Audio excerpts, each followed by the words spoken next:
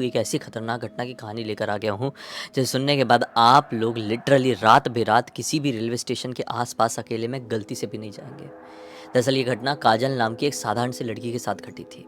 काजल basically कुछ अपना एक बिज़नेस सेटअप करने के चक्कर में थी और उसी बिज़नेस के चक्कर में उसे बार बार, वो भिवंडी की रहती थी, भिवंडी की रहने वाली थी मतलब, और उसे बार बार गुजरात आना जाना पड़ता था। गुजरात में भी स्पेशली सूरत वो आती जाती थी क्योंकि उसे टेक्सटाइल इंडस्ट्री में कुछ तो भी करना था, अपने कपड़ों का बिजनेस सेटअप करना था और सूरत में बहुत बड़ा ये सब चीज़ों का मार्केट है। तो आती जाती रहती थी और घर वाले भी ध्यान रखते थे कि हाँ भाई वो आती जाती, तो कई बार कोई घर पे फ्री रहा तो वो चले गया उसके साथ, कई बार ये अकेली भी जाती थी। वहाँ पे डील करना लोगों के साथ, फाइनल मीटिंग करना, इसका रहना बहुत ज़्यादा इंपॉर्टेंट था। ये नहीं रहेगी तो चीज़ें आगे नहीं बढ़ेगी इसकी बिज़नेस की, ऐसा वाला सीन था भाई।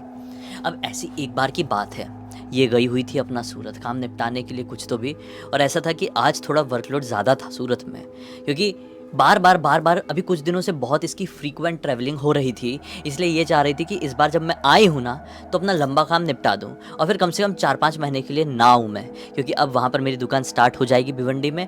तो बस फिर एकदम ज़ोरों शोरों से उसमें लगना है और फिर एक बार दुकान स्टार्ट हो गई प्रॉपर वे में तो फिर कहाँ से मैं इतनी छुट्टी उट्टी ले पाऊँगी। इसीलिए वो आज सूरत में चाहे आधी रात भी क्यों ना हो जाए अपना काम कंप्लीट करना चाह रही थी। उसने लगभग पूरा काम निपटा दी और ये सोची कि मैं आखिरी वाली ट्रेन पकड़ूंगी जो सूरत से मुंबई की तरफ जाती है। जी हाँ, वो आखिरी वाली ट्रेन समय से लेट हो गई। इसका दिमाग ख़राब, फिर भी ये ट्रेन में चढ़ गई। घर वाले चिंता में फ़ोन पे फ़ोन कर रहे हैं तो इसने बोली कि चिंता मत करो, ट्रेन लेट है और ऐसा नहीं है भाई, मुंबई है, सेफ़ रहता है, कोई तकलीफ़ नहीं है, मैं आराम से आ जाऊँगी, आप लोग सो जाओ, ठीक है। तो घर वालों ने बोले ठीक है हम सो जा रहे हैं, खाना वाना खा, बोली नहीं खाना का टेंशन मत लो, मैं वहाँ पे खा के ही चढ़ी थी ट्रेन में क्योंकि ट्रेन लेट हो गई थी तो होटल में मैंने खा ली थी। तो घर वाले जो भिवंडी में अभी हैं वो सो चुके हैं और लगभग यही कोई रात के 1:30 बजे के बाद ही इसकी ट्रेन दादर पहुँचती है। अब ये दादर से भिवंडी के लिए ट्रेन पकड़ती है, लोकल ट्रेन। और भिवंडी की जो ये लोकल ट्रेन थी ना, ये भी कंडीशनली किस्मत से कहो या बदकिस्मत से कहो काफ़ी लेट चल रही थी।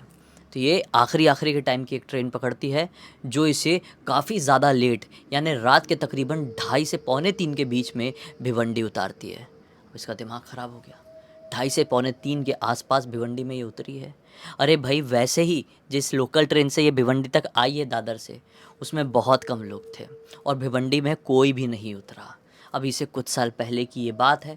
तो भिवंडी रेलवे स्टेशन आज के टाइम पे कितना डेवलप है मुझे नहीं मालूम, लेकिन कुछ साल पहले वो डेवलप नहीं था। और रात बेरात अगर कोई भिवंडी स्टेशन में उतरे और स्टेशन से बाहर निकले तो बाहर अंधेरा होता था। बाहर स्ट्रीट लाइट्स थी लेकिन ज़्यादातर टाइम वो स्ट्रीट लाइट्स बंद रहती थी। इसका दिमाग ख़राब हो लिया, अरे यार पूरे स्टेशन में मैं अकेली उतरी हूँ, रात के लगभग पौने 3 बज रहे हैं। चलो कोई बात नहीं, एक कुत्ता तक नहीं दिख रहा था, मैं जल्दी जल्दी निकल जाती हूँ बाहर। ये जल्दी जल्दी प्लेटफॉर्म से बाहर, स्टेशन से बाहर निकल गई। स्टेशन से बाहर आई तो नज़ारा और भी ज़्यादा डरावना, जैसा मैंने आपको बताया। पूरा का पूरा अंधेरा, सन्नाटा, कोई गाड़ी वाड़ी भी नहीं चल रही है। सन्नाटा कुछ इस प्रकार का था कि चीख चीख के अंदर ही अंदर इसको डरा रहा हो। इसने सोची कि 2 मिनट रुक के देखती हूँ, कोई ऑटो, कोई साधन, कोई टैक्सी मुझे दिखाई दे दे। लेकिन 2 मिनट क्या, डर के मारे वहाँ पर लगभग 10 मिनट तक खड़ी रही, लेकिन 10 मिनट तक उसे कोई भी ऑटो, कोई भी गाड़ी, कोई भी व्हीकल नहीं दिखाई दिया। अब जहाँ पर ये उतरी है, मतलब जहाँ पर ये अभी खड़ी है, वहाँ से इसके घर की दूरी लगभग 5 किलोमीटर की है। अब आप लोग सोच रहे होंगे कि जब इतना मैटर हो रहा है तो इसने अपने घर पे फ़ोन करके किसी को बुला क्यों नहीं ली कि मैं स्टेशन में आ गई हूँ, मुझे लेने के लिए आओ। इसको डर था अगर आज मैंने कमज़ोर होकर घर वालों को फ़ोन लगा दी, घर वाले वैसे ही आज मुझे बहुत चिंता कर रहे थे भेजने से पहले, और अगर आज मैंने बुला ली तो घर वाले डर जाएंगे और फिर मेरा आना जाना बंद करवा देंगे। बिज़नेस कैसे करूँगी यार, अभी बिज़नेस वूमेन बन रही हूँ, चीज़ें अपने दम पर मुझे संभालना है, तो भाई थोड़ा सा अपने आप से भी करना ही होगा। एक वो वाली बात भी अटक गई थी, लेकिन ऑटो भी नहीं आ रही है। इसने सोची कोई बात नहीं, स्टेशन से थोड़े आगे की तरफ बढ़ती हूँ, थोड़ी आगे जाने के बाद कोई चौराहा तिराहा आएगा, वहाँ पे ज़रूर कुछ ना कुछ साधन मिल जाएगा। ये वहाँ से चलना शुरू करती है। अरे भाई ये 50 कदम नहीं चली होगी, बहुत ज़ोर ज़ोर से कुत्तों के रोने की आवाज़ सुनाई देने लगी। इलाके में कुत्ते तो बेशक रहे ही होंगे, लेकिन अब तक वो शांत थे। ट्रेन आ गई है, ट्रेन से बाहर निकली है और 10 मिनट खड़े होके किसी साधन का इंतज़ार भी करिए, तब तक कुछ आवाज़ नहीं थी, चू चा नहीं था। लेकिन ये स्टेशन से 50 कदम आगे बढ़ी होगी, पता नहीं कहाँ कहाँ से कुत्ते छुपे हुए थे, बाहर निकल निकल के रोने लगे। एक ही पॉइंट में देखकर रो रहे थे। वो एक ही पॉइंट कोई नॉर्मल पॉइंट नहीं, बल्कि पूरा का पूरा एक रास्ता था। वो और भी ज़्यादा सुनसान और वो और भी ज़्यादा अंधेरे वाला दिख रहा था। और उसी सुनसान अंधेरे वाले रास्ते की तरफ सारे कुत्ते इकट्ठे हो गए थे और देख देख कर रो रहे थे। सारे के सारे कुत्तों की जो पूँछें थी वो बिल्कुल अंदर ऐसे दुम दबाकर वाली जो सिचुएशन थी ना, वैसा रो रहे थे भाई। और कुत्ते कभी भी ऐसा करे तो समझ लेना वो किसी चीज़ से हद से ज़्यादा डर चुके हैं और अपनी पूँछ ऐसी दबा लिए हैं और कांपते हुए डर के मारे रो रहे हैं। बॉडी लैंग्वेज कुत्तों की लगभग ये हर इंसान समझता है। इसको भी, काजल को भी बहुत अच्छे से मालूम था। काजल के मन में घबराहट हुई कि ऐसा क्या हो गया कुत्तों को। छोड़ो यार, मैं और जल्दी निकलती हूँ। इसने अपने कदमों की रफ्तार बढ़ा दी। लगभग 200 कदम आगे चली होगी कि पीछे से मैडम, ओ मैडम, ऐसी आवाज़ सुनाई दी। ये धक धक धक धक हार्ट बीट इसकी रेस हो गई कि अब तक तो ये इलाका पूरा का पूरा सुनसान था यार। मैं थोड़ी आगे बढ़ती हूँ तो कुत्ते रोने लगते हैं, और आगे बढ़ती हूँ तो पीछे से कोई आवाज़ लगाने लगता है। पलट कर देखती है तो क्या पाती है कि एक ऑटो इसके तरफ बढ़ी चली आ रही है। लेकिन एक विचित्र बात ये थी कि जो ऑटो चल रही है इसकी साला आवाज़ नहीं है, जबकि ऑटो की कितनी तेज़ आवाज़ होती है, गुड़ गुड़ गुड़ करके चलती है कि नहीं चलती है। इसकी ऑटो की आवाज़ नहीं आ रही थी और वो ऑटो चला रहा है और ऐसा अपना मुंह बाहर निकल के मैडम, मैडम हो सुनिए तो रुकिए। ना चाहते हुए भी इसने पलट कर देखी, ऑटो आ रहा था और ये रुक गई। लेकिन जब ये ऑटो वाला आदमी ऑटो इसके बहुत नज़दीक आए तो उसका चेहरा देखकर ये घबरा गई, क्योंकि वो बहुत वियर्ड दिख रहा था। आंखें पूरी लालम लाल, कद उसका काफ़ी बड़ा रहा होगा, एकदम पतला, मुँह घुसा हुआ, इतना बड़ा मुंह था तो उसका मुंह भी बहुत डरावना दिख रहा था। अकेली लड़की है, वैसे ही माहौल से डरी हुई है। नज़ारा हॉरिफिक, स्कैरी, क्रिएट मतलब नेचर ने ही कर दी इसके लिए, ये कह सकते हैं। और साथ में ये इतनी डरावनी शक्ल का ऑटो वाला, ओ मैडम, मैडम, अपनी विचित्र सी ऑटो के साथ इसके पास आया था। विचित्र सी इसलिए क्योंकि उस ऑटो में आवाज़ नहीं थी। ऐसा कहाँ होता है भाई। इलेक्ट्रिक वाली ऑटो रहे तो समझ में आता है, ये वो टिपिकल जो मुंबई में चलती है वैसी वाली ऑटो थी।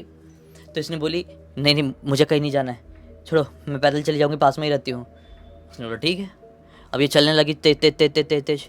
थोड़ी आगे जाने के बाद सोची मैं पलट कर देखती हूँ। पलट कर देखी तो पीछे कोई नहीं है, सुनसान है। इसको लगा कि ऑटो वाला निकल गया होगा। कुत्तों के रोने की अभी भी दूर से आवाज़ आ रही थी, शायद वो वहीं पर देखकर अभी भी रो रहे होंगे। कुछ कदम और आगे चली है कि पीछे से मैडम, अरे मैडम आप परेशान क्यों हो रही है हमारे होते हुए।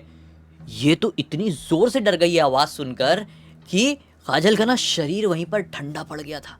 इसको ऐसा लगा था कि मैं डर के मारे यहीं पर गिर जाऊंगी। ये वापस से मुझे कौन पुकार रहा है। ये फिर रुकी, फिर पलट कर देखती है तो इस बार वो ऑटो और ऑटो वाला एकदम इसके पीछे खड़े हुए हैं। बोले शिट, ये क्या था। अभी मुझे आवाज़ थोड़ी दूर से सुनाई दी थी और मैंने पलटने तक का समय लगाई, साला ये एकदम यहीं पे कैसे खड़ा है। ये उड़ के आ गया क्या। और ये ऑटो लेके आ रहा, तो इसकी ऑटो में आवाज़ कुछ चहल पहल क्यों नहीं है। मैडम, हमारे होते हुए आप अकेले जाओगी क्या, ज़रा बोलो ना, जहाँ जाना है छोड़ देते हैं। और गुटखा चबाते हुए ऐसी बात कर रहा है वो। मैडम को आ गया गुस्सा। जब इंसान डरा हुआ रहता है और सेल्फ प्रोटेक्टिव मोड में जाता है ना, तो वो फिर चिल्लाने लगता है। देखो दिमाग खराब मत करो, मैं पुलिस को बुला दूंगी, अब तुम मेरा पीछा मत करो, भला मुझे जाने दो। जैसे ये बात इसने बोली पुलिस क्या बिगाड़ लेगी हमारा, ऐसा जैसे ही बोला उस आदमी ने अपनी हैवानियत भरी आवाज, नजर और शरीर के साथ ये बहुत तेज भागना शुरू कर दी।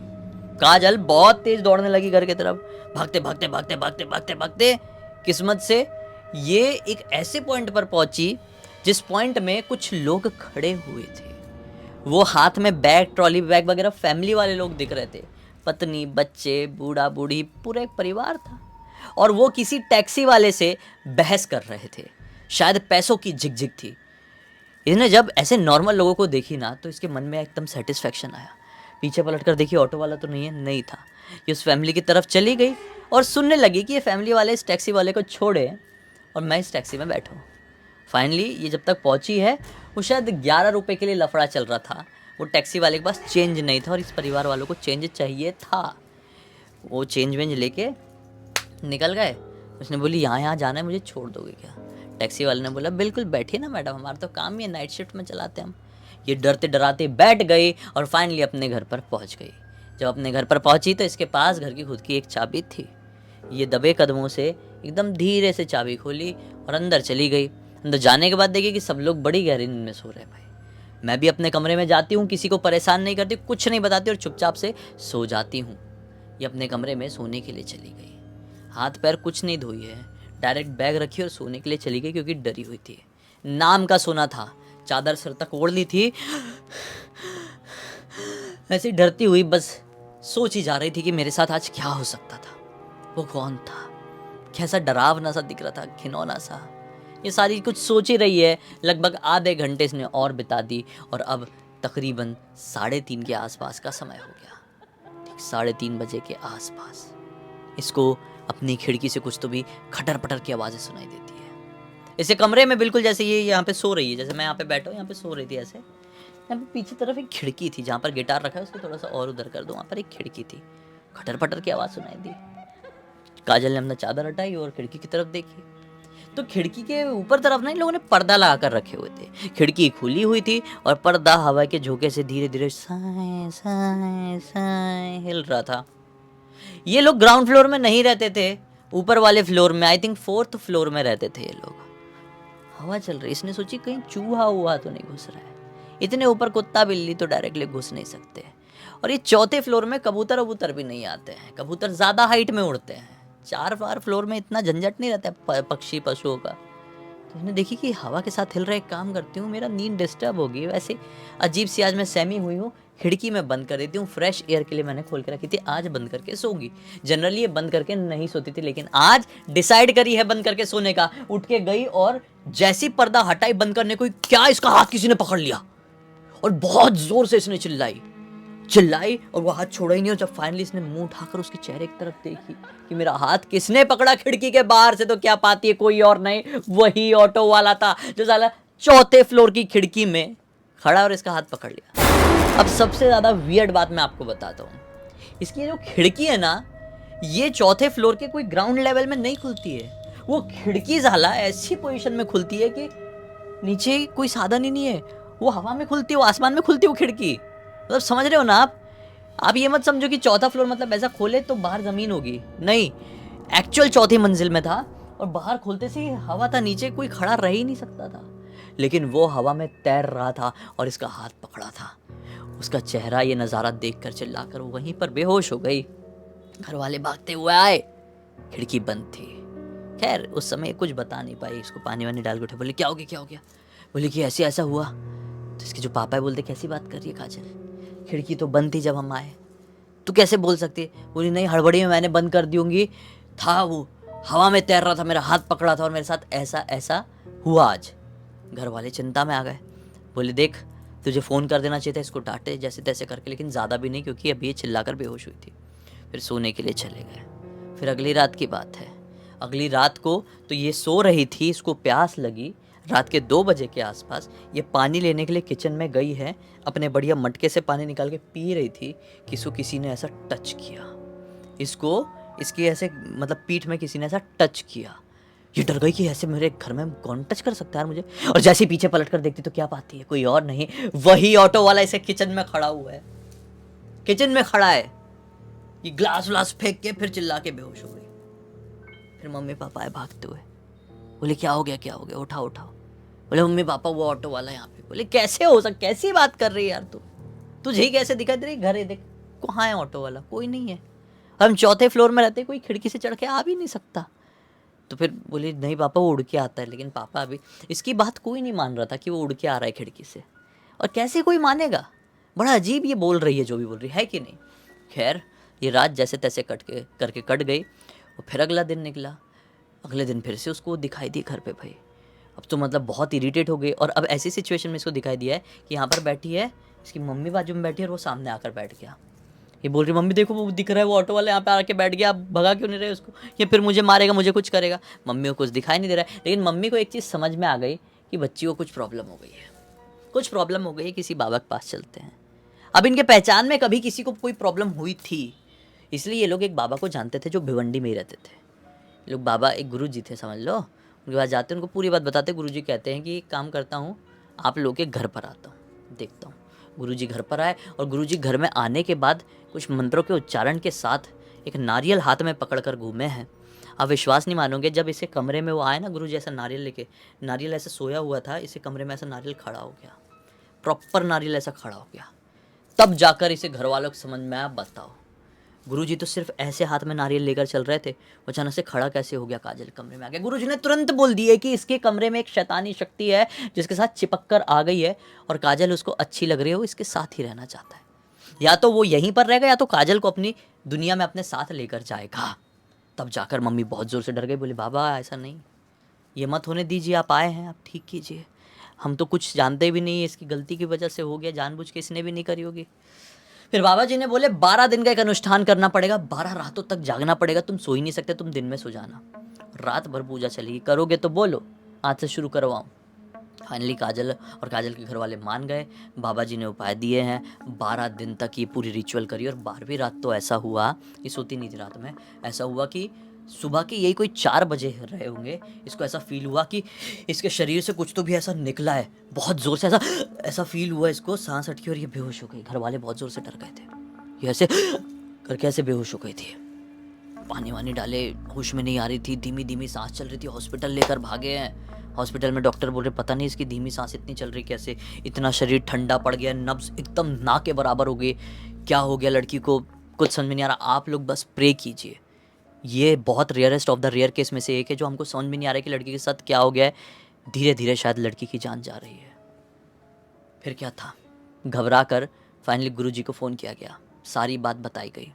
गुरुजी ने बोले चिंता मत कीजिए, आप हॉस्पिटल में दवाई ववाई लीजिए और घर पर लेकर आइए, जब इतना हमारा बात माने हैं तो ये भी विश्वास कीजिए सब ठीक होगा।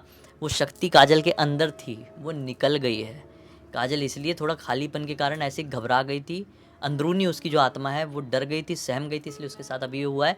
सुबह तक देखना सब ठीक नहीं हो गई तो हमको आप उठवा देना यहाँ से, फिर जो आप बोलेंगे वो हम करेंगे, आपके सेवक बन के रहेंगे। तो बस क्या था भाई, लेकर आए हैं घर पे दवाई ववाई लेकर।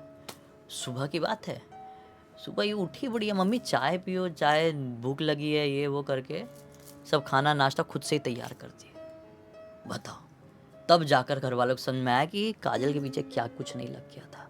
इस पूरी घटना की जानकारी मुझे काजल ने इंस्टाग्राम पर लिख कर भेजी और बोली कि उसके बाद से अब ऐसा कुछ रिपीट नहीं हुआ है, मैं अपनी लाइफ नॉर्मल तरीके से जी रही हूँ, लेकिन आज भी उस रात को याद करती हूँ तो डर लग जाता है कि पीछे से अभी वापस से कोई ना आ जाए।